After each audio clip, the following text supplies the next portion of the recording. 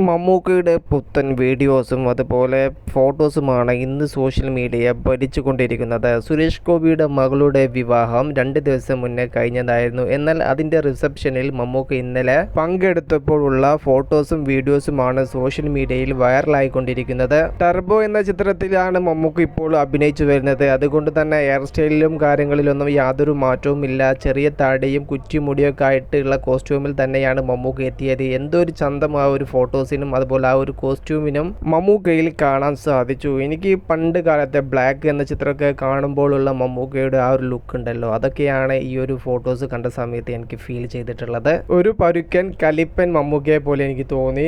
ഈ ഒരു ലുക്കിൽ മമ്മൂക്കയുടെ ബിലാലൊക്കെ ഇപ്പോൾ വരികയാണെങ്കിൽ വേറെ ലെവൽ തന്നെയായിരിക്കും.